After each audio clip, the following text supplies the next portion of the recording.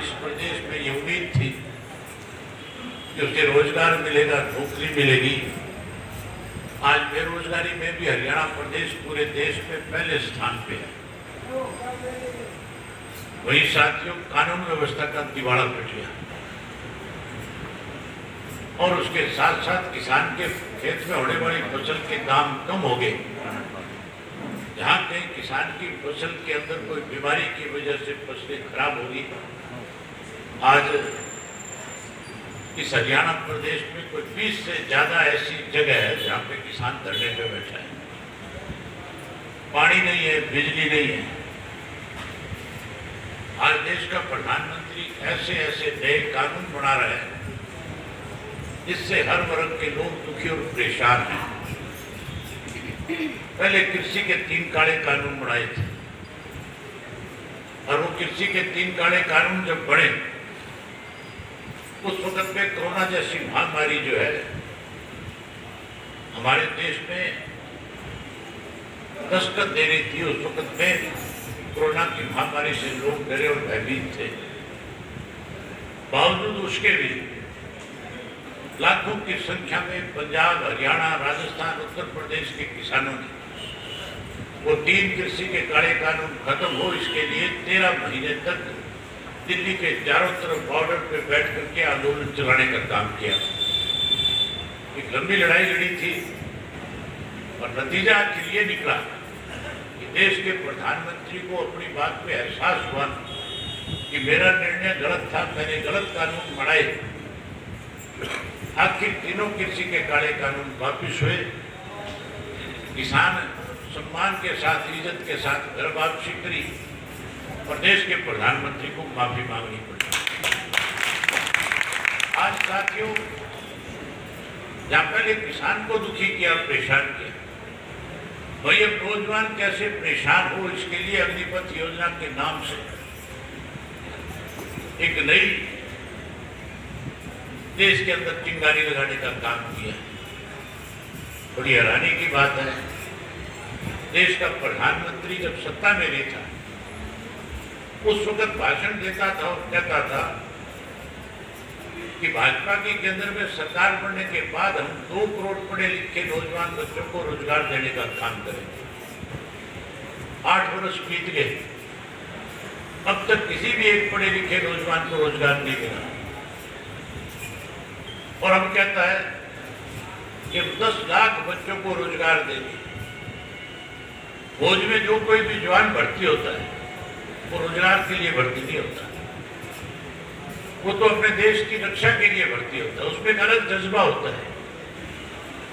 जब हमारे छोटे छोटे बच्चे गांव के स्कूल में पढ़ने जाते हैं और उन बच्चों को अगर आप पूछते हो कि पढ़ाई के बाद आगे क्या करोगे, उनमें अनेक ऐसे बच्चे होते हैं जो आगे से चल करके कहते हैं कि मैं फौज में जाऊंगा, देश की रक्षा करूंगा।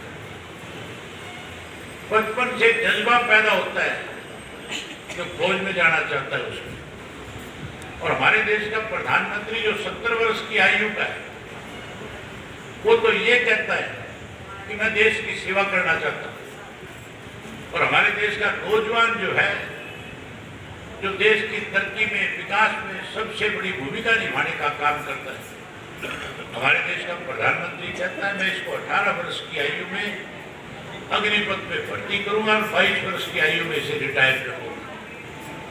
नौजवान को रिटायर्ड करना चाहता है और स्वयं देश की सेवा के लिए रोज मन की बात करता है। अगर देश के प्रधानमंत्री को इस देश के नौजवान का फिक्र है तो फिर इस योजना को वापस लेना चाहिए। फिर तो फौज की सीधी भर्ती करनी चाहिए और सीधी भर्ती करके जो फौज में जाना चाहता है, इस देश की सेवा करना चाहता है, उसको फिर और ज्यादा सुख सुविधा प्रदान करनी चाहिए। साथियों, जहां नौजवान को, किसान को परेशान किया, वही हरियाणा प्रदेश में मौजूदा सरकार ने रोज नए घोटाले और घपले करने का काम किया। पहले शराब का घोटाला किया, कोरोना के दौरान रजिस्ट्रियों का घोटाला हुआ, उसके साथ साथ धान में घोटाला हुआ, बाजरे में घोटाला हुआ, सरसों में घोटाला हुआ, गेहूं में घोटाला हुआ। और तो और जो कोरोना काल के अंदर इन्होंने दवाइयां जो सरकारी खरीद करी थी 450 करोड़ रुपए उसमें भी बिगाड़ने का काम किया। अनेक घोटाले किए। हमने अनेक बार विधानसभा में मुख्यमंत्री के सामने सबूत के साथ सारी बातें पेश करी और मुख्यमंत्री से कहा कि आप इसकी इंक्वायरी कराओ, जो लोग इसमें शामिल हैं उनके खिलाफ कार्रवाई करो। आश्वासन अनेकों दफा मिले लेकिन कार्रवाई एक बार भी नहीं। अब पिछले दिनों में और बड़े घोटाले हुए। एक तो अमृत योजना शुरू करी गई थी और उस अमृत योजना के दौरान हर शहर के अंदर सैकड़ों करोड़ रुपए दिए गए। हैरानी की बात है किसी भी जिले में एक नया पैसा अमृत योजना के दौरान खर्च नहीं किया गया। केवल कागजों में दिखा करके उस पैसे को नकारा सरकार के बैठे हुए लोगों ने। उसके साथ साथ नगर पालिकाएं, नगर परिषद जो थे उनके अंदर भी अनेक घोटाले हुए। बहादुरगढ़ में हुआ, झज्जर में हुआ, रोहतक में हुआ, गुड़गांव में हुआ, फरीदाबाद में सैकड़ों करोड़ रुपए जो है केवल और केवल ठेकेदारों के माध्यम से बिना कहीं कोई विकास, बिना कोई काम किए अपने मन चाहे लोगों को टेंडर दे करके कागजों में खाना पूर्ति करके पैसे खाने का काम किया। जब उसकी जांच शुरू हुई, जब उसकी शिकायत मिली, लोगों ने आरटीआई के तहत जानकारियां हासिल करके अखबार और सोशल मीडिया पे सरकार को बताया कि कैसे पैसे खा रहे हैं लोग, तो मुख्यमंत्री ने कहा मैं इसकी जांच कराऊंगा। और जब उसकी जांच शुरू कराई तो उसमें भाजपा और जनता के लोग शामिल पाए गए। उन लोगों के खिलाफ कार्रवाई करने के बजाय कर्मचारियों के खिलाफ शिकायतें दर्ज करके टीपापोती करने का काम किया। उसी मतदाताओं ने जो वोट पोल किया, आपको हैरानी होगी सुनकर के, कांग्रेस, भाजपा और जेजेपी, बीजेपी सब मिलने के बाद केवल 26% वोट ले पाए। 26% लोगों ने वोट देकर के 72% वोटों ने, लोगों ने, मतदाताओं ने ये स्पष्ट संदेश दे दिया कि हम भाजपा की सरकार को सत्ता से बाहर करना चाहते हैं। आपके यहाँ पे झज्जर में चुनाव था, बहादुरगढ़ में चुनाव था, सोनीपत में चुनाव था। भूपेंद्र सिंह हुड्डा ये कहते हैं कि मेरा यहाँ पे वर्चस्व है, मैं यहाँ जिसको चाहूंगा एमएलए बना दूंगा, जिसको चाहूंगा एमपी बना दूंगा। ये भी कहता है कि मैं जिसको चाहूंगा यहाँ पार्षद बना दूंगा। इन तीनों जिलों में जो 6 जगह चुनाव हुए, 6 की 6 जगह पे कांग्रेस के प्रत्याशी जो है, जिनके लिए दीपेंद्र सिंह हुड्डा ने लोगों के बीच में जाकर के वोट की अपील करी थी, इनके अनेक एमएलए और पूर्व मंत्री आकर के वोट मांग रहे थे। थे 7-8 पे चले गए, कांग्रेस को लोगों ने नकार दिया। जब भूपेंद्र सिंह हुड्डा को झज्जर, सोनीपत और रोहतक के लोगों ने नकारने का काम किया, वहीं उसके साथ साथ साथियों करनाल के अंदर 5 जगह चुनाव थे। मुख्यमंत्री का गृह क्षेत्र था। 5 जगह पार्टी सिंबल पे चुनाव लड़ रही थी और 5 के 5 जो कैंडिडेट थे उनकी जमानत जब्त करा करके मुख्यमंत्री को भी लोगों ने आईना दिखाने का काम किया। वहीं उसके साथ साथ सरसा जिला में 3 जगह चुनाव थे। रानिया का चुनाव था, डबवाड़ी का चुनाव था, इलाहाबाद का चुनाव था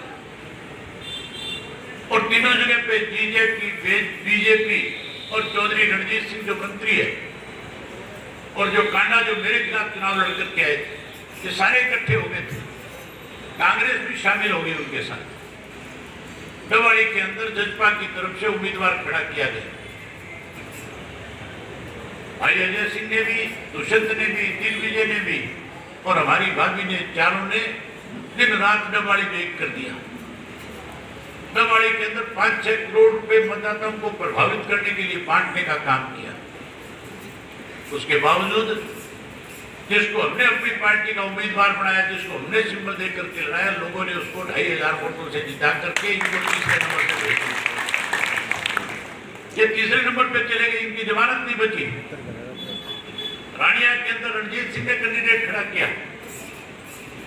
को विस्तार करने के लिए पहले हमने हल्का के सत्र के ऊपर अध्यक्ष बनाए, हमने अपने 16 प्रकोष्ठ बनाए, हमने जिलों की जिम्मेवारी सौंपी, जिला के संयोजकों की जिम्मेवारी सौंपी हमने हल्का के ऊपर अध्यक्ष बना करके उनको ये जिम्मेवारियां दी। विस्तार करके हमने हर हल्के के अंदर 5-5, 7-7 जोन बना करके जोन इंचार्ज बना दिया। उसका नतीजा ये था कि पिछली बार चौधरी देवीलाल जी का जो जन्मदिन मनाया गया, भाजपा, कांग्रेस, जसपा ये मान के चलती थी कि चौधरी देवीलाल के जन्म दिवस के ऊपर इंडियन नेशनल लोकदल पार्टी ज्यादा बड़ी भीड़ इकट्ठा नहीं कर सकेगी।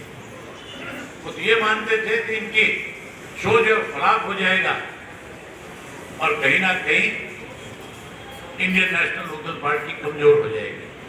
लेकिन हमारे जो जोन सदर के प्रभारी थे, जो जिला के हल्का के अध्यक्ष थे, उन सब ने अपनी जिम्मेवारी को निभाते हुए चौधरी देवीलाल के जन्मदिवस पे लाखों लोगों को जींद में इकट्ठा करके भाजपा, कांग्रेस और जसपा के लोगों को सबक देने का काम किया था। अब साथियों, चौधरी देवीलाल जी का जन्मदिवस फिर हम इस 25 सितंबर को फतेहाबाद में मनाने जा रहे हैं। हमने हमेशा कैसे विस्तार हो संगठन का, इसके लिए आपसे एक निवेदन करने आए। अगर हमने राष्ट्रीय सत्र पे अध्यक्ष बना रखा है, अगर हमारा प्रदेश का अध्यक्ष है, अगर हमारा जिले का और हल्के का अध्यक्ष है, अगर हमारा जोन का प्रभारी है, तो फिर हमारा गांव का अध्यक्ष भी होना चाहिए कि नहीं होना चाहिए? अगर हम गांव में किसी एक साथी को अध्यक्ष की जिम्मेवारी सौंपेंगे तो मान के चलो वो संगठन का विस्तार करेगा, लोगों को ज्यादा बड़ी संख्या में जोड़ेगा। केवल एक अध्यक्ष नहीं, हमारे 16 प्रकोष्ठ है, महिला प्रकोष्ठ है, युवा का प्रकोष्ठ है, बैकवर्ड का है, एक्स सर्विसमैन का है, खेल का प्रकोष्ठ है, एससी का प्रकोष्ठ है। इस तरह के 16 प्रकोष्ठ हमने बना रखे। अगर हम 16 के 16 प्रकोष्ठ के एक एक आदमी को एक एक गांव के अंदर जिम्मेवारी सौंपते हैं, तो फिर 20 लोगों की, 20 कार्यकर्ताओं की, अच्छे काम करने वाले लोगों की टीम आपकी खड़ी हो जाती है। जब 20 लोग आपकी टीम के साथ एक गांव में जुड़ेंगे, शहर के एक वार्ड में जुड़ेंगे, तो फिर मान करके चलो आप अपने संगठन के आधार के ऊपर 2024 का चुनाव न केवल जीतने का काम करोगे, बल्कि हरियाणा प्रदेश में इंडियन नेशनल लोकदल पार्टी को सत्ता में ले आओगे। ये सत्ता में लाने का मूल मंत्र है। हमें इस पे काम करना होगा। मुझे आप लोगों पे पूरा भरोसा है कि आप किसी भी किस्म की कोई कसर नहीं छोड़ोगे, अपनी अपनी जिम्मेवारी को अच्छे ढंग से निभाने का काम करोगे। वही उसके साथ साथ मेरे से पहले नफे सिंह जी ने आपके सामने जिक्र किया था कि हमने नगर पालिका, नगर परिषद के चुनाव सिंबल पे लड़े थे। अब जिला परिषद का, पंचायतों का और लोक समितियों का चुनाव आने वाला है। हमने फैसला किया है कि सरपंच का जो चुनाव भाईचारे का चुनाव है। भाजपा और कांग्रेस तो चाहती है कि गांव के अंदर सरपंच के चुनाव के अंदर विवाद हो, वो तो कहीं ना कहीं भाईचारे को तोड़ना चाहते हैं। हमारी पहले दिन से सोच है कि गांव का भाईचारा मजबूत हो, भाईचारा इकट्ठा हो। इसीलिए साथियों, हमने फैसला किया है कि गांव के सरपंच के चुनाव के अंदर इंडियन नेशनल लोकदल पार्टी कोई दखल नहीं करेगी। गांव के लोग जिसको चाहेंगे उसको सरपंच चुन लेंगे। इसी तरह लोक समिति में भी नहीं करेंगे। लेकिन मैं आपकी राय जानना चाहता हूं, हमें जिला परिषद के अंदर सिंबल पे चुनाव लड़ना चाहिए कि नहीं लड़ना चाहिए? हमें सिंबल पे लड़ना चाहिए। हमें सिंबल पे इसलिए लड़ना चाहिए कि अगर जिला परिषद के अंदर हमारे ज्यादा साथी जीत करके आएंगे तो अगला रास्ता आसान हो जाएगा कि नहीं हो जाएगा? इसलिए मैं अभी से साथियों की जिम्मेवारी लगाता हूं, चाहे वो प्रभारी हैं, चाहे वो हल्का के अध्यक्ष है, जिला के अध्यक्ष है, संयोजक है, आप सब मिलजुल करके अभी से जहां 25 सितंबर के लिए लोगों को निमंत्रण दे करके आओ, वहीं उसके साथ साथ जिला परिषद के भी अच्छे उम्मीदवार, अच्छे साथियों का चयन करो, अच्छे लोगों को आगे लाओ। पार्टी की तरफ से हम उनकी मदद करेंगे, हम उन्हें सिंबल देंगे। अगर वो बड़ी संख्या में जीत करके आएंगे तो बड़ा बदलाव समय निकालेगा और आने वाले समय में अपनी पार्टी के संगठन को मजबूत करके चौधरी देवीलाल के सपनों को साकार करेगा। यही बात आपसे कहने आया था, आपने मेरी बात